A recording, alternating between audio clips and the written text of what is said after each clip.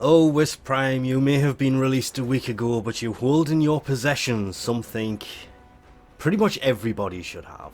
No, not the standard Mastery Rank 8 version of this that does a total of 500 damage, the Prime version of this that does 550 damage, but sadly is a Mastery Rank 12. Once you have all the parts together, you literally have to wait 12 hours to combine them. The Fulmin is a weapon I used a lot. It wasn't the most amazing thing in the world, but it was silenced, so it made it fairly strong for basically anything stealth-based. The Fulmin Prime is the Fulmin made better. Bigger magazine, quicker reload, longer range, more status, more impact, more electricity, totaling more damage. Once you take the silencer off and it goes full auto and alarming, it has a bigger magazine, a quicker reload, more crit. Everything else stays the same, just more crit. So you build it for crit for auto and status for...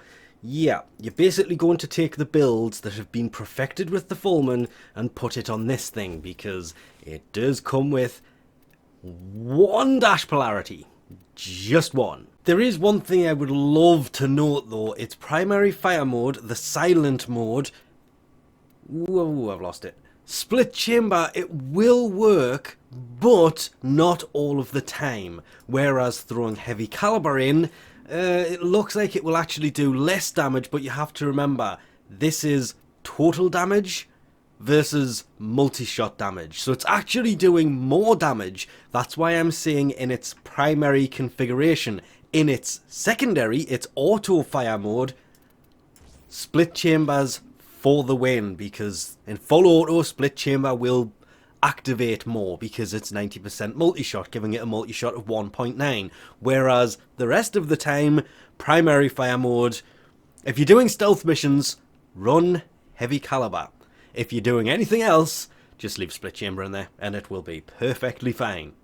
The Riven I have installed, it was nothing special. It's basically in the Prime, that is, 43.3% heat and 80.5% crit chance, meaning that, yeah, it doesn't go on over 100% crit chance like the normal one does, which is a bit of a shame because they did mess with the Riven disposition on these. Yeah, it's now a 1 instead of a 2, which means instead of it being 128.8 for the crit chance on that Riven, yeah, it's quite a lot less, if I'm being 100% honest here, at 80.5. For one dot of a difference in the disposition, I didn't think it would drop by 40% crit chance. Really didn't see that one coming at all. And at first I thought that would kind of ruin this, and then I remembered just how amazing this weapon actually is. It's one of those amazing weapons that you can use it in stealth missions because it has a silent mode fairly effectively. The closer you are to an enemy, the better, because the fall off means the further away you are, the less damage it will kind of have. This can be kind of extended with terminal velocity, 60% projectile speed, because it will increase the fall off to, I'm trying to remember, from 12 to 24 up to 19.2 to 38.4. But I would still classify its primary silent fire mode as more of a shotgun based firing mode than a long range. Definitely more of a short range thing. The closer you are, the more damage it will actually do. Even though technically some of the footage I may have been running one or two of these mods unranked. That was a huge mistake, but it shouldn't affect it that much. Let's just put it as it actually does more damage than you are seeing here. When it does crit, which should be a lot of the time, yeah, that's more like 3,111.1 damage per projectile, and there's 80 of them. Yeah. Anybody want to do the quick math on that? Because last time I checked, that's a total of nearly 250,000 damage. I ain't mathing that one because it's close. I believe it's more like 248,000? No, 249,000. 249,000. total damage that can be dealt across multiple enemies in its secondary fire mode across one magazine, or one charge, because that's where the Fulmin falls right into its happy zone. It has infinite ammo, because it doesn't have any ammo. It in fact is a charging weapon, which is why the reload being a 0.7 is such a big deal. It recharges quicker.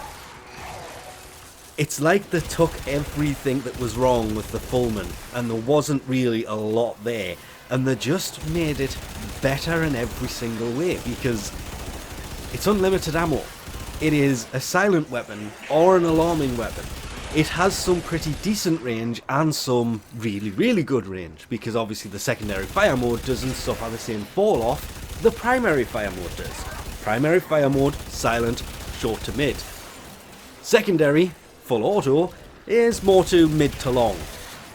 Would love a sniper version of this, that would be great. A non-alarming sniper rifle. Yeah, it's called a bow.